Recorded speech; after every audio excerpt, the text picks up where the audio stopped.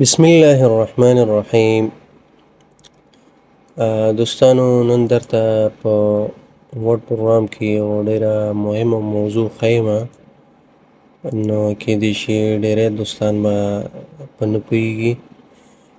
موضوع دا ده چې څنګه کولی شو خپله امضا یا ساین چې دی هغه د ورقې نه راوړو او خپل ورډ ډاکومنټ کې مو څه لیکل کړي په هغې کې واچو، ساینیچر راوړو دلته لکه څنګه چې دلته ما راوړی.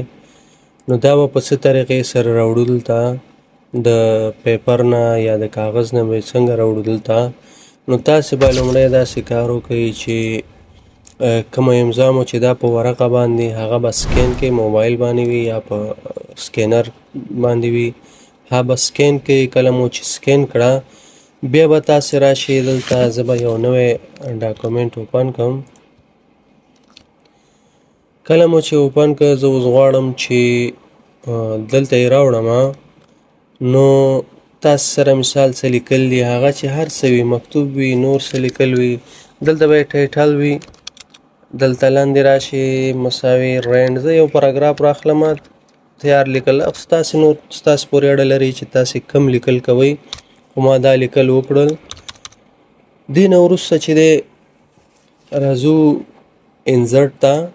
انزرټ کې چې دی ساینیچر لاین ته به راشو او دې کې به مایکروسافټ آفیس ساینیچر لاین دا به راواخلو. دې کې به دلته سجسټډ ساینر کې به ولیکو نوم چې هر څه لیکئ. مثال زه لیکم چې عبادالله فهیم، دا مې نوم ولیکه او دلته راځو سجسټډ ساینر کې لیکو چې مطلب دنده یا وظیفه څه شی ده. مثال زه لیکم چې دا منیجر دی، دا به اوکې کړو. دې ځای ګورې دلته نوم او هغه شیان چې دی راغلل. اوس هغه سکین شوې امضا چې تاسې کومه کمپیوټر ته انتقال کړې ده هغه به تاسې سره په کمپیوټر کې پرته وي. اوس هغه راوړو دلته.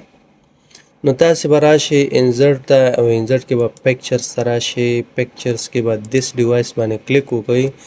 تاسې سره که ډیسکټاپ باندې هغه امضا وي، که مثال په دیس پی سي کې چې دی په کوم ډرایو کې موجود وي تاسې به هغه ډرایو پیدا کړئ او لاړ به شئ یا به راواخلئ. مثال ما سره هغه MH2 دی، دا به انزرټ دا امضا ده، دا مې راواخیستله. خو راځو دې لپاره اوس چې دی لومړی د دې دغه کوم بګراوند چې دی دا ختمو، ځکه ورقه باندې خو دا خپل یو بګراوند لري. ګوره که چېرته دلته راشي مثال دی کلر ته فرضاً ورقه باندې چې دی داسې یو بګراوند لري. نو دا بګراوند که چېرته تاسې راوړئ دلته یې کېږدئ نو دا بیا سم نه معلومیږي. نو تاسې به دې لپاره چې دی دا بګراوند ته ختم کوئ. بګراوند به څنګه ختمو؟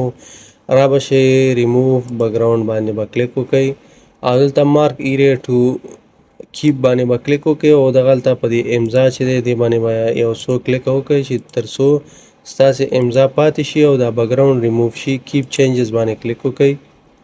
اوس به دلته راشئ په دې کرپ باندې به کلیک وکئ. کرپ نه وروسته به دا داسې کرپ کړئ، د هر سایډ نه به یې داسې لږ لږ کرپ کړئ.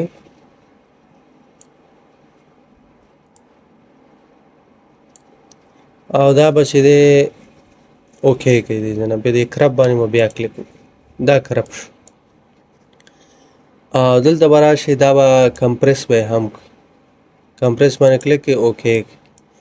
او بیا راشئ دې ځای نه رب ټیکس ته. رب ټیکس کې چې دی دا انفرنټ آف ټیکس واخلئ. انفرنټ آف ټیکس هم چې واخست دا تاسې اوس کولی شئ چې په هر ځای کې کېږدئ، خپل د خوښې ځای په ساحه کې. فرضاً زه دا غواړم دلته کېږدم. ګورئ د ساینیچر په ساحه کې چې دی دا امضا مې دلته راوړه، دلته مې کېښودله. نو اوس تاسې کولی شئ چې دا خپله امضا راوړې ده سافټ ورډ ډاکومنټ ته او دې ځای تاسې چې دی پرنټ کړئ او دغه ستاسې امضا به چې دی پرنټ کې راځي په خپل هغه ورقه او سند باندې چې دی هغه به په پرنټ کې هم شو کېږي، تاسو ته په ورقه باندې راوړلی شي.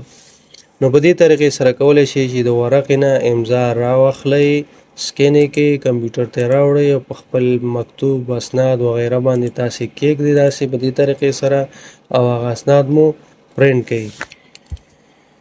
نو هیله ده چې په موضوع باندې پوه شوي یاستئ ویډیو وګورئ، ملګرو سره یې شیر کړئ او زموږ چینل سبسکرایب کړئ تر څو نوې ویډیوګانې تر تاسې در ورسیږي. مننه، خوشحاله اوسئ.